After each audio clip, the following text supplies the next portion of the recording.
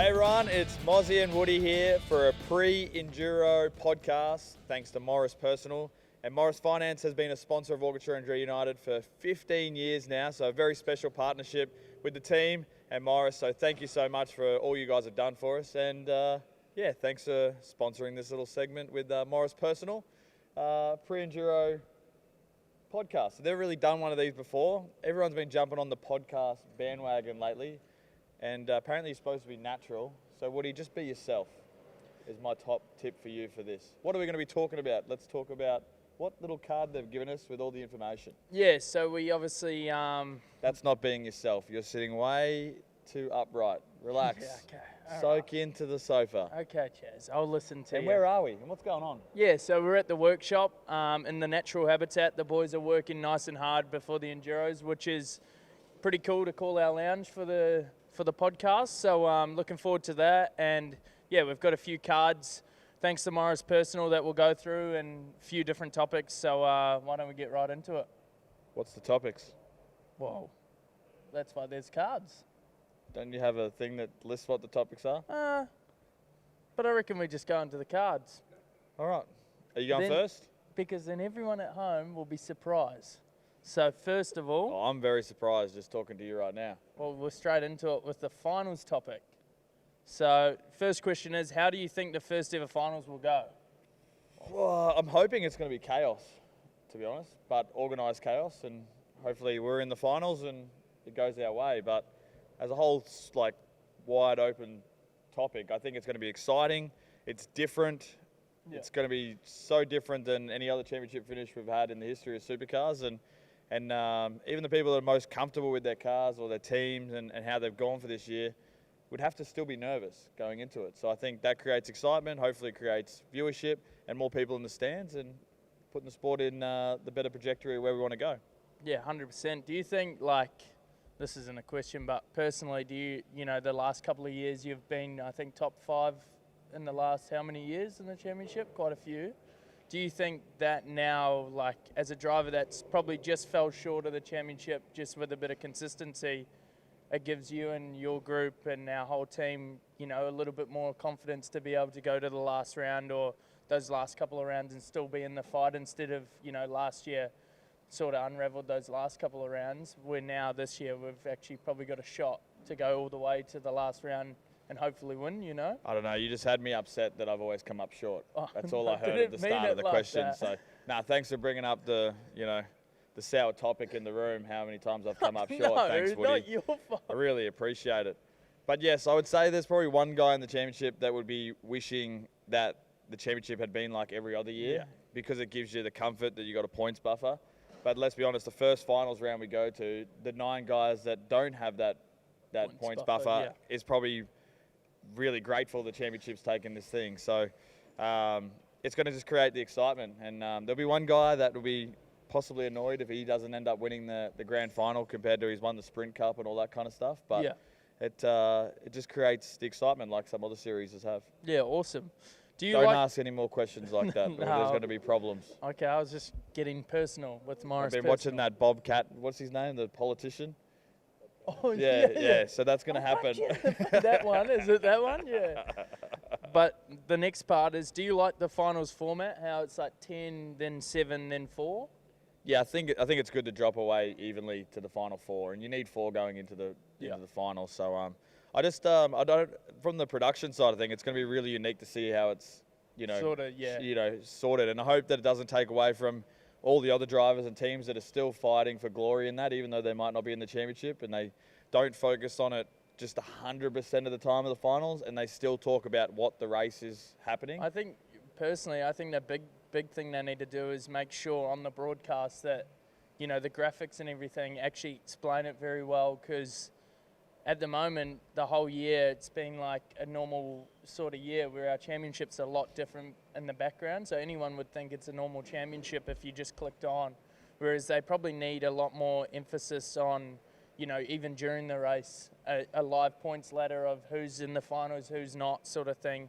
And I think that would make it a little bit more, I guess, elite to a certain degree. Yeah, it's got to be done right, like you said. I think we've touched on it this year, but we're still, as a category, and the whole format has still been finding our feet a bit, and there's probably been lost a little bit. And I think probably the last couple of rounds it's definitely ramped up a little bit more, and you see more on socials about who's on the cut and who's on the line and who's going to make it when they stay in, all that kind of stuff. But probably the broadcast probably needs a bit more technology behind it, like you're saying, to make sure we showcase it right. And but then, like I said, don't take away from everybody else still fighting for their own glory in there. Like if you're not in the finals, mate, you'd be throwing caution to the wind. You're going to be so aggressive. Like, that guy's got so much to lose. Well, put it this way. If I'm not in the finals... Get out of your way. Like... Bowser's coming through. Well, you got nothing to lose then, you know? No, that's right. And that goes all the way down to, you know, hopefully at least both of us or one of our cars are in at both Adelaide, our cars. At Adelaide. And imagine if you're in and I'm not. Like, they're definitely... That sort of leads into the next one. Do you reckon there'll be many team games? Yeah, have to be. Yeah. Yeah, we've been talking about it. But it's going to be really hard when both in the final at Adelaide. Like, what's a team game then? Young buck over the old buck priority. Nah. It's just we'll old go buck over formation young buck. finish. Formation finish. And then what about, like, do you reckon you'd be able to control your throttle that it's close, or we both come off the last corner? Oh, it slipped. Yeah, exactly.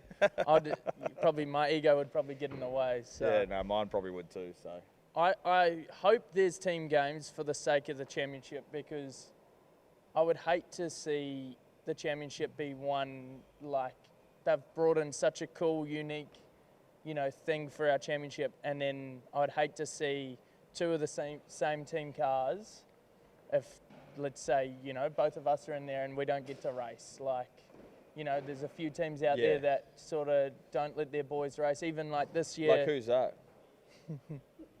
I'm not getting into that. Next question. Who are you talking about? Do you want to start? What did you just get? No, we haven't finished that one yet. I'm not getting into it. Oh.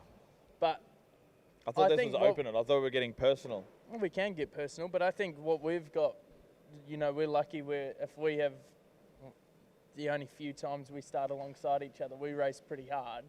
But fair, you know, Perth this year, you know, might have got you there. Yeah. So. Yeah. But now we're even, though, because you got Brown and then I got you the next corner. Yeah. So it goes around and around in circles. Yeah, pick up the next question. Who were you talking about, the team thing?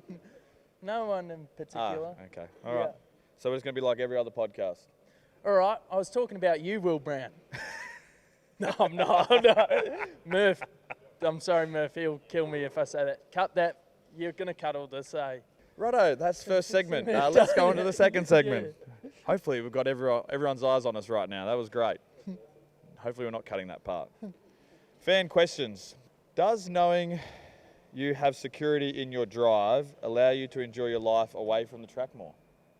So I guess that's saying, because you've got such a long deal here, Woody, and a future star of the sport for whatever you're on, you know, what are you able to enjoy off the track with that ridiculous amount of money you're on?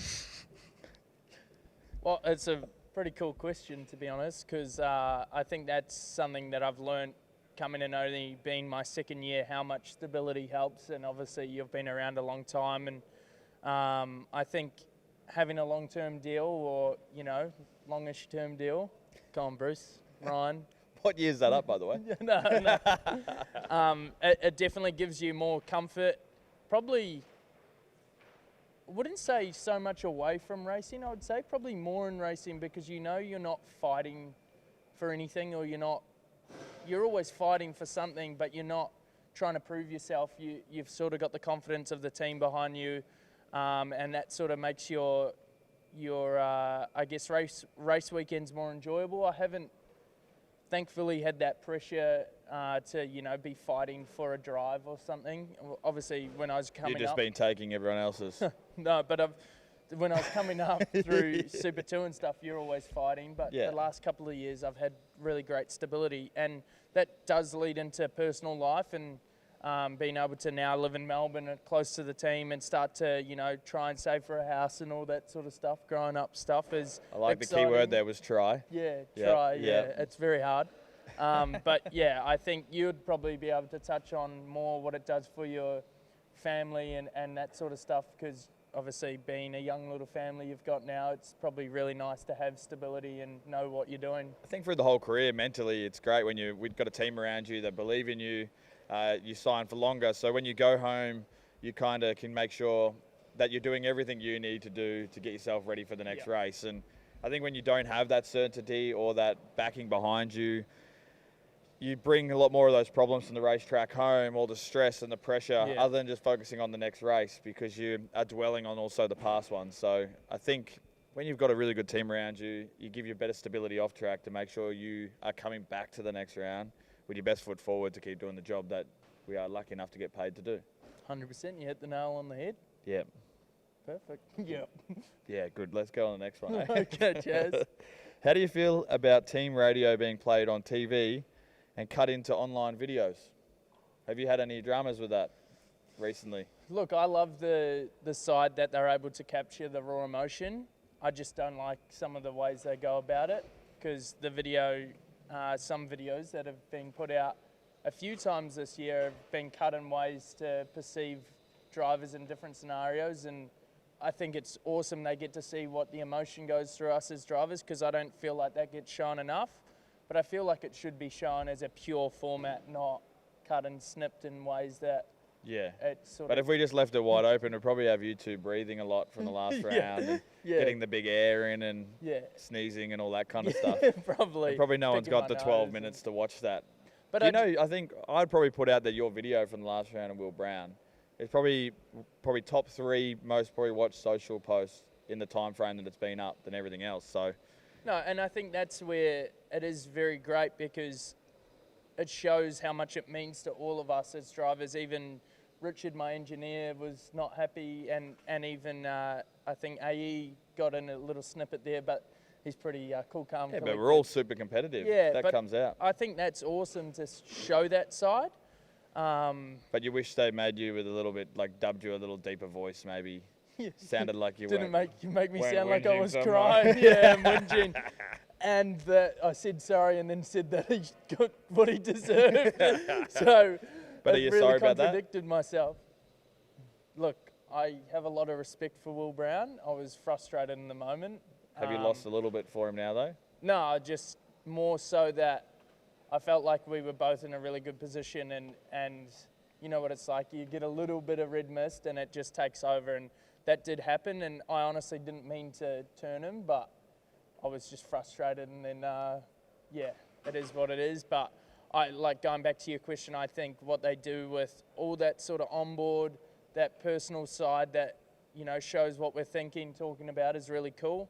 I think they need to do more of it in all scenarios, even qualifying and stuff like that, because you probably know qualifying is probably sometimes the most intense parts with your engineers and stuff even. So, I feel like there's a lot of conversations they probably miss out on. It's probably good for me and you sometimes, but could be awesome for our fans to see at home. Yeah, but that's for every driver and team, and take the good and the bad, as long as it's not too crazy. But I think it was good. Yeah. I was good to see you actually both cared enough, and also your engineers cared enough, and your teams cared enough. Yeah. Everyone's there trying their hardest. So. And I think Darren's, what makes it more frustrating is I felt like we were sort of being able to fight them at that stage, and they've been probably, you'd say, the form guide this year. And I think that really frustrated me more than anything, is that sort of scenario got taken away because of my mistake in the end. So that's sort of where that blow up came from. I didn't think it was a mistake. I thought it was great from where I was sitting. It was awesome. You were right behind us. I thought it was the best thing I've ever seen, because normally it's me making all the mistakes for everyone else. What's been your favourite WAU/HRT livery from across the years? Great question. Last year, Sydney Motorsport Park. Cool car. Went black. Mobile won, special Gold. bonnet, gold, and it achieved some gold. Yes. And then, It did. Not Let's mine. bring it back. Let's bring it back. I really liked, you're going to think I'm pissing in your pocket, You normally do. but I really liked your 21 Bathurst winner. Yeah, I that was thought clean. that thing looked real clean. Yeah. Um, Jeez, it was clean on the track too. Yeah. Oh my God, that thing. yeah, I really liked our cars last year in white as well. I thought white was quite a cool thing for us, because we haven't had many white race cars. I wasn't a big fan of that. Yeah, I know you weren't. You love black race cars. Yeah. I really liked it. Was sort of, I think it was Rockstar was sort of involved. Oh, so like 2010, 10, 11, 11, around there. yeah. When Percat And won it was- Bathurst. Yeah, I think so. Yeah, 11. You like that? So it was like more ready, Ready with a Not- bit of gold in it. not and orange. black. Nah, yeah. See, I like red. more the fluoro Yeah, but you're, VE day. Like that was you're red Mr. hot. Fluorescent. Yeah, now. but I just like it. That's my era. Yeah. See, that's not my era. Nah, you're in it now. Yeah, yeah, literally. I Aren't think they? what makes our cars cool, if you look back at the history, definitely in the last 15 years, or even after we went from HRT, the front of our cars and majority of the car has been the same sponsors. So Yeah. when you look at the camera shot at the start of the grid, you can tell which cars are WAU cars because it's got Mobil 1 and Morris Personal on the front of it. I think what's most special about any sporting team, it's AFL, NRL, you get long-lasting partnerships that are so cool to celebrate and so Correct. cool to see. So, like, when I first come to WAU, I was so thrilled to be actually representing Mobil 1. Yeah. Because all my heroes growing up, like Glenn Seaton's, Craig Lowndes, all those guys had driven for Mobil 1 at some point because you remember seeing branding on race cars for certain amounts of time. So And that's the same with me with Murph, is like, you know, obviously he takes a manager role now, but like I remember watching, I think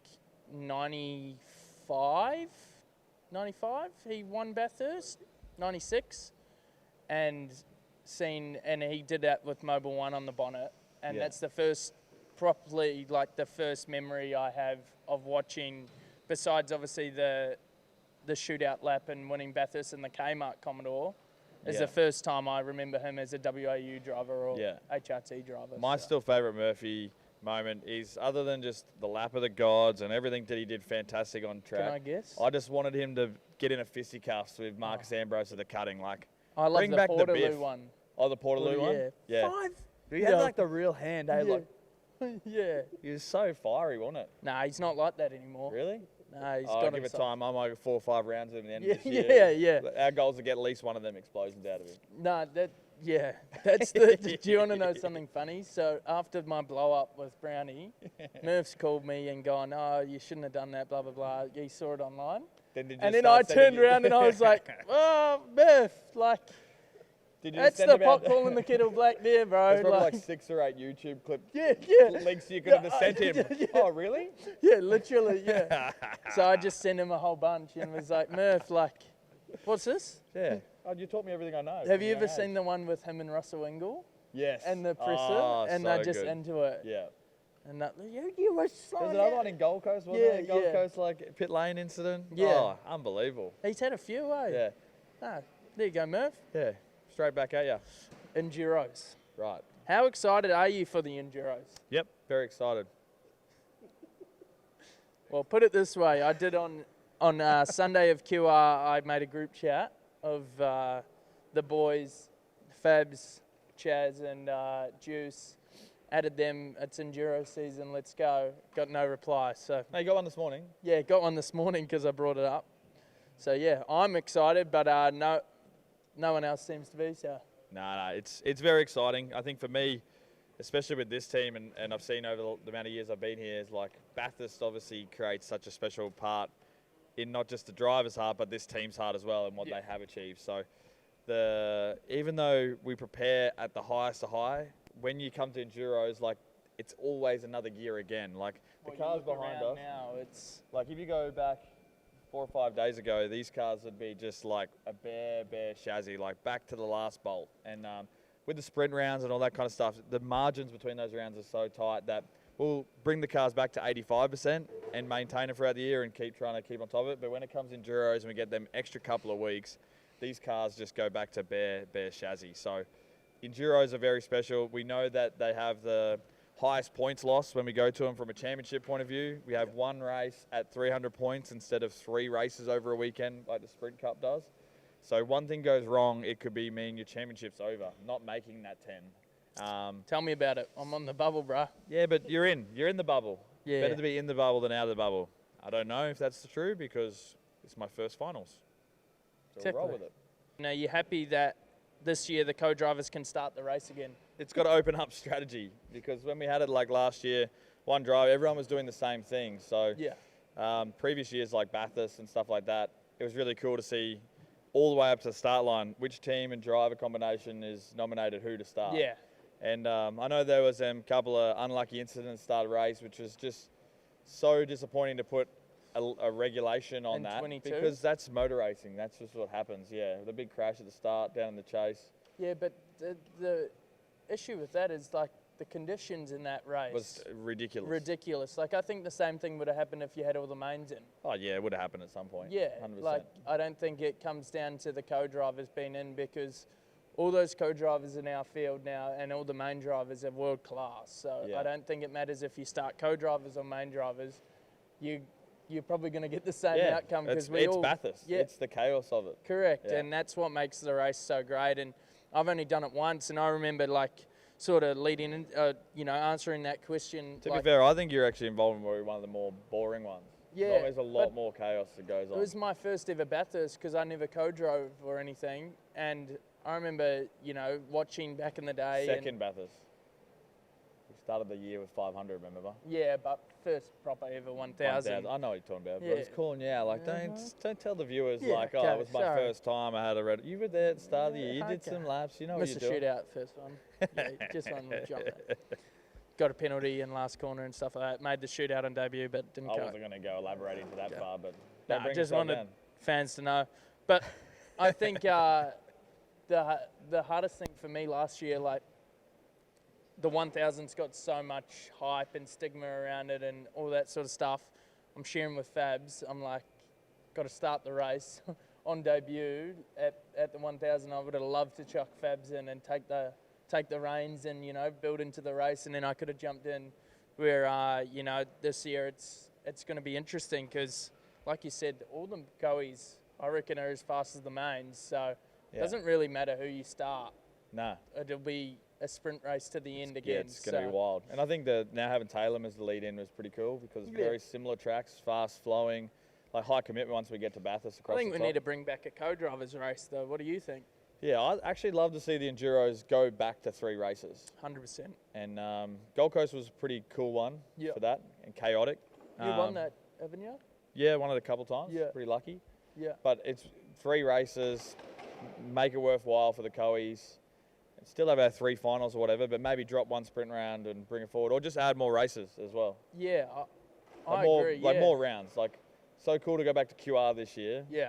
Like, I don't know how it's stacked up on everything behind the scenes, but man, that was the busiest. Oh, QR I couldn't I've ever believe seen. it. We couldn't Like, get from the truck to the garage, like on time. Yeah, and Which obviously that's not a bad thing. That's good because what we're doing is entertainment. We want to see people come and see us. And that was so 100%. cool. And the facility is 10 times better now too. Yeah, I think that obviously makes it more enjoyable for everyone, like not only us but our fans and everything like that, and just gives it a bit of longevity, hopefully. So yeah, it was awesome to be back there. But do you reckon we're going to do a Bathurst road trip this year? Yep. Am I invited? Oh, you said we, hey. No. Yeah. No, we're not. Usually, previous years. It's kind of tough because I come from Queensland and you come from Melbourne. So Yeah. it'd have to be one of us compromises to come to the other person's And you're state. definitely not compromising, so. But you probably can't technically drive because you're not old enough anyway. I can drive. So it means you'd have to fly to Queensland, then I'd have to road trip you Chauffeur there. me. Yeah, like How does that the last go? whole 2 years. Let me pick a bone with you. Yeah, So how does that go? Obviously, I'm not old enough to have a rental car. a rental car. How Yeah. do you feel driving me around all year? It's quite painful, to be completely honest with you. I really enjoy it. Yeah. And how does it feel when I'm always about 3 to 5 minutes late every morning? That's okay because I remember what it was like being your age too. Yeah. So that's full So circle. you're actually okay So normally with I that? actually add 5 minutes into the schedule And I'm going to go back to a to little. pick you up in the morning. I'm actually going to go back to a little thing that still probably hurts me a little bit today. Tassie. What happened to Tassie? You got me a coffee, but you never mentioned that you brought me a coffee. It was just sitting in the centre console. Yeah, And- and then I'm upset you didn't drink it that night. Right. And then I've jumped in at the back of the day. And I didn't want to say any, and you were you were a little bit moody that morning, so I didn't want to go, hey bro, did you give me a coffee? And you were like, no, there's mine. Look, mate, when you're in your mid-30s and you rely on coffee to wake up, I'm moody every morning. Yeah, no, you're all good. But I'm just saying that day. So do you just basically want me to just I never remember buy you I a had coffee? a hard day and We shouldn't even be having this conversation if I just didn't try to do the right thing. But All I'm saying is, Chaz, No, you know what? I've had enough of this. communication is key, mate. And I feel like there was a breakdown that day. So What good money lessons have you learnt? for me, I'm super lucky to have really good people around me. And obviously, being 21 and making money and stuff like that can be dangerous. But I've got a great support network around me, and being able to, I guess, be steered in the right direction is really cool. And obviously I've spoken to you a few times about, just life in general and, what to watch out for and that sort of stuff. And I think that's been super cool. What does life look like away from the racetrack for you both? Well, I try and come into the workshop a fair bit. Seeing if any of the boys were listening. I do, come in here 2 times a week maybe. Hey guys, how often does Ryan Wood come into the workshop? Who's that?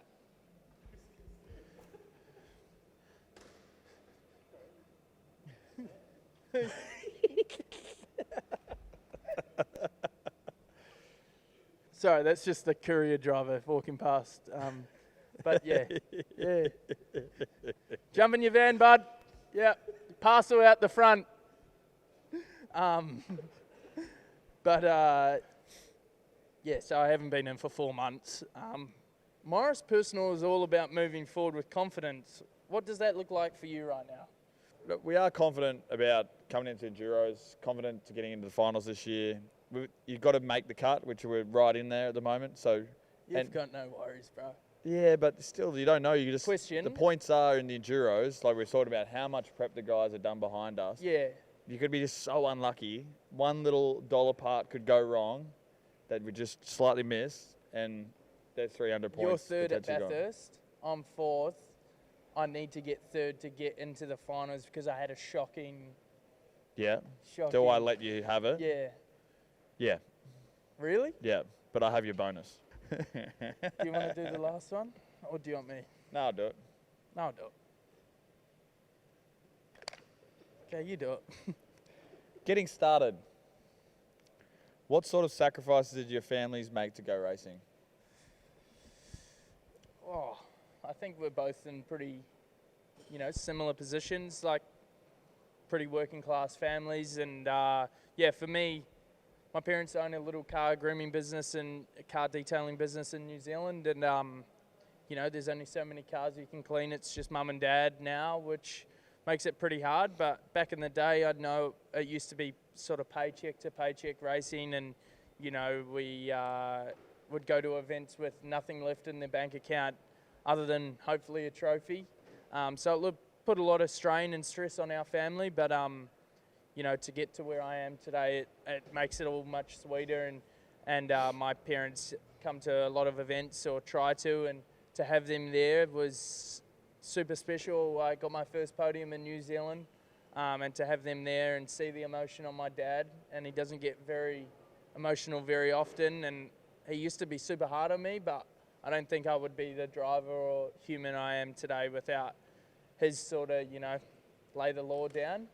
But now I see how much it means to him to where we've gotten, which is super, super special. And the sacrifices are still ongoing. They're still, are working hard and turning up to work every day sore because of their bodies and stuff like that. So hopefully when I win enough races and earn enough money, we can get them over to Australia and retire them over here nice and close to me. And yeah, they've obviously sacrificed a lot and still are to this day, which is, super special. Yep. And yourself? My family sacrificed everything to get to where I am today, to the point of mortgaging the house for dollars to make up the lack for of sponsorship in the junior categories, to the point where sitting in front of you today, just very lucky and was in the right place, the right time and the right opportunities to make all those sacrifices worth it. So, and simply know plenty of other people that weren't as lucky and did the same type of sacrifices and didn't make it to the end goal. So it's a super cutthroat business to try and crack into and try and achieve your goals.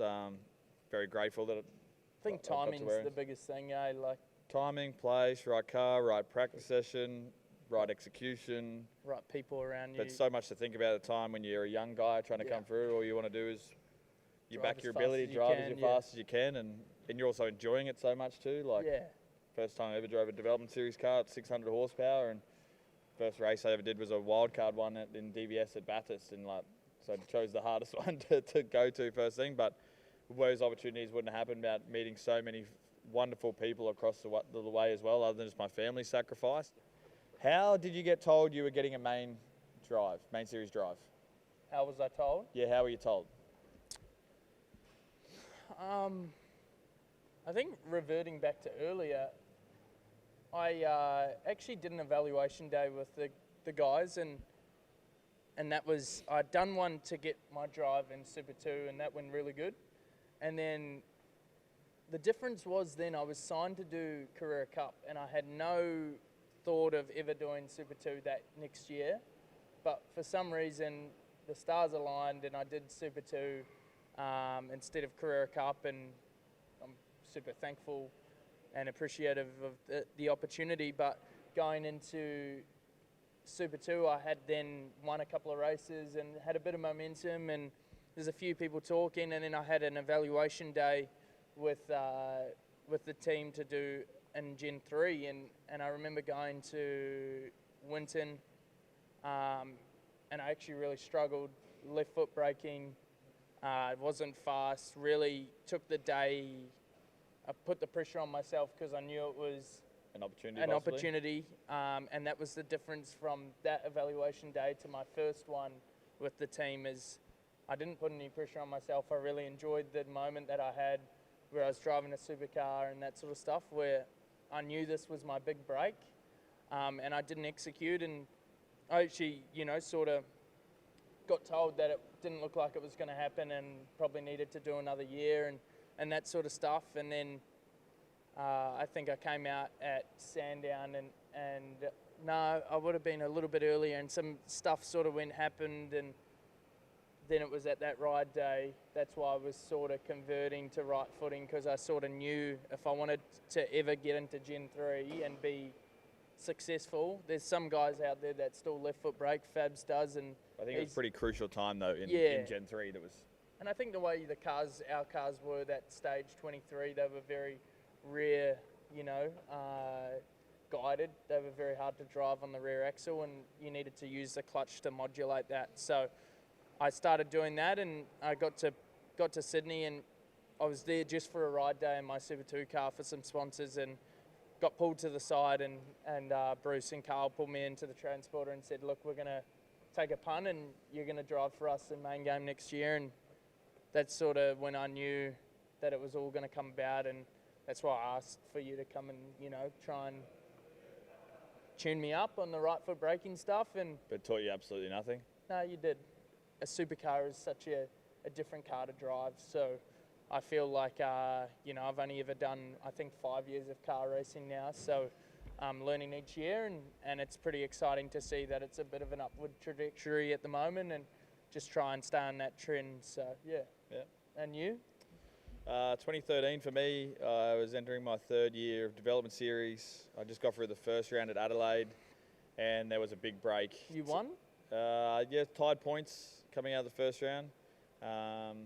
And then was gearing up for the second round, or getting to that point. I think our second round was maybe at Perth as well. And about 3 weeks out of that, they DJR and FPR at that time had talked about collabing a bit more closer.